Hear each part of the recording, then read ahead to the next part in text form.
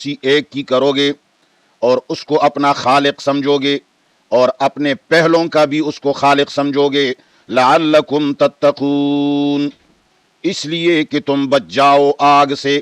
اللہ فرماتے ہیں اگر تم تقوی پیدا کرنا چاہتے ہو تو تقوی کے پیدا کرنے کا گھر یہ ہے کہ تم غلامی ایک رب کی کرو اور یہ عقیدہ بناؤ کہ ہمیں بھی اس نے پیدا کیا ہے اور ہمارے پچھلوں کو بھی اللہ نے پیدا کیا ہے۔ لعلکم تتقون، تو تقوی اسی سے پیدا ہوگا۔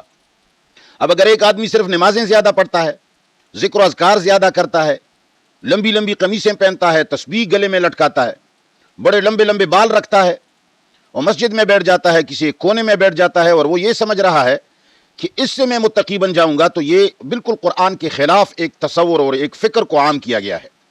میں نے جو یہ عوام کو قرآن پڑھانا شروع کیا، میرا مقصد یہ ہے کہ ان عوام کی بنیاد نکل گئی۔ پیسہ عوام کا لگتا ہے، مساجد عوام بناتے ہیں، مدارس عوام بناتے ہیں، مدارس عوام کے پیسے پہ چلتے ہیں، لیکن دین کے اندر ٹھیکیدار ملا بنا ہوا ہے۔ اس نے قرآن کریم کے بہت ساری حقیقتوں کو الٹا کیا ہے۔ وہ تقوی اس چیز کو سمجھ رہا ہے کہ سفید کپڑے پہن کر کے اسے روزہ لگاؤ، بیت اللہ جاؤ اور نمازیں زیادہ پڑھو اور داڑھی لمبی رکھو۔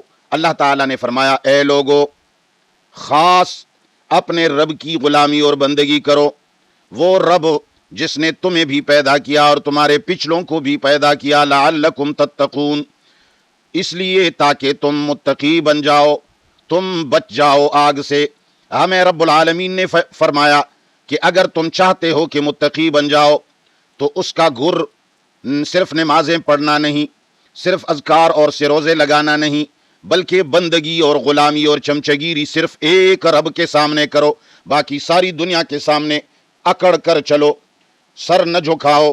جب اللہ کی بات آتی ہے، اللہ کا حکم آتا ہے، کوئی اللہ کا واسطہ دیتا ہے تو پھر جھک جایا کرو رب کے سامنے، اور یہ عقیدہ بنا ڈالو کہ وہ رب مستحق ہے عبادت کا، اس لیے کہ ہمیں بھی پیدا کرنے والا ہے اور ہمارے پچھلوں کو بھی وہی پیدا کرنے والا ہے۔ تو اللہ فرماتے ہیں اس سے تقوی پیدا ہوگا۔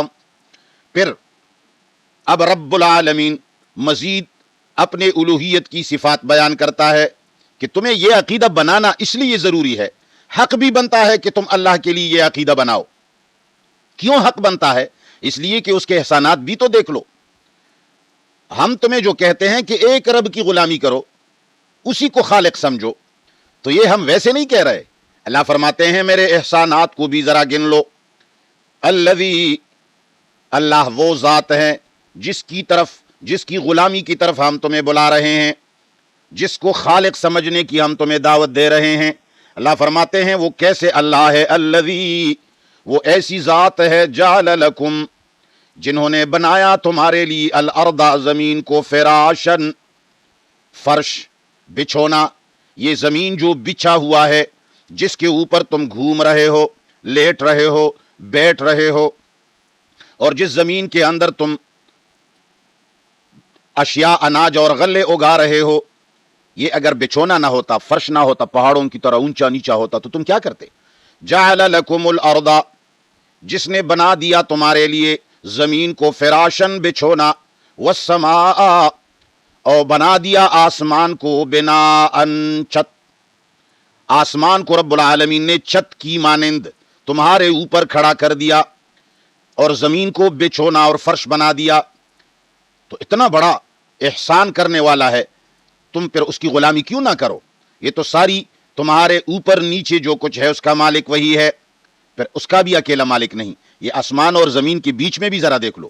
وَأَنزَلَ، اور اس نے اتارا، مِنَ السَّمَاءِ، آسمان کی طرف سے، ماءً، پانی، اور وہ آسمان سے پانی کو بھی اتار رہا ہے، یہ بارش برسانے والا بھی وہی۔ فَأَخْرَجَ بِهِ، پس اگاتا ہے اس پانی کی ذریعے، نکالتا ہے، بھی اس پانی کے ذریعے، من الثمرات، پھل اور اناج، یہ پھل اور اناج اگانے والا بھی وہی، رزقا لکم، تمہارے فائدے کے لیے، تمہاری روزی اور رزق کے لیے۔ دیکھو کتنا بڑا خدا ہے کہ تمہارا خالق بھی ہے اور زمین و آسمان بنانے والا بھی وہی ہے، آسمان سے یعنی اوپر سے پانی برسانے والا بھی وہی، اور پھر اس پانی کے ذریعے غلے اور پھل بھی اگانے والا وہی۔ کس لیے؟ اپنے کھانے کے لیے نہیں، رزقا لکم، تمہارے فائدے اور تمہارے رزق کے لیے۔ پر جب پتا چلا کہ وہ اتنا بڑا محسن ہے، یہ سارے کام وہی کرتا ہے، فلا تجعلوا، پس مت مانو، للہ، اللہ کے لیے، اندادن، دیگر شریک۔ پھر اللہ فرماتا ہے کہ پھر یہ حق بنتا ہے کہ تم اللہ کے علاوہ کسی اور کو شریک نہ بناؤ، اللہ کے علاوہ اس کے ساتھ کسی اور کو شریک نہ بناؤ۔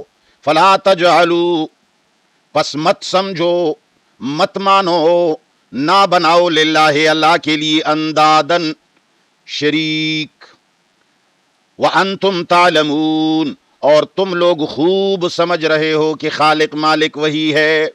اللہ فرماتے ہیں کہ جب سارے کام میں نے اکیلے کیے، فرش زمین کو بچھونا بناتے وقت تمہارا کون سا بابا میرے ساتھ تھا؟ علی تھا اس وقت، آدم تھا، محمد تھے، موسیٰ عیسیٰ تھے، عبدالقادر جیلانی تھے۔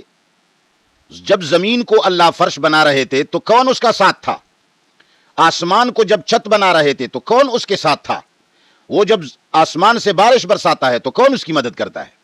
زمین سے پھل اگانے میں کون اس کی مدد کرتا ہے؟ سب کو پتا ہے کہ کوئی مدد کرنے والا نہیں، کوئی برسانے والا نہیں، کوئی چھت اور بچھونا بنانے والا نہیں، کوئی زمین سے پھل اگانے والا نہیں، مگر صرف وہ ایک اللہ ہے جس کو ہم رب بولتے ہیں، اللہ بولتے ہیں۔ اللہ فرماتے ہیں فلا تجعلوا للہ، پس نہ بناؤ اللہ کے لیے، اندادن، شریک، دیگر لوگوں کو اللہ کے ساتھ کسی اور کو شریک نہ بناؤ۔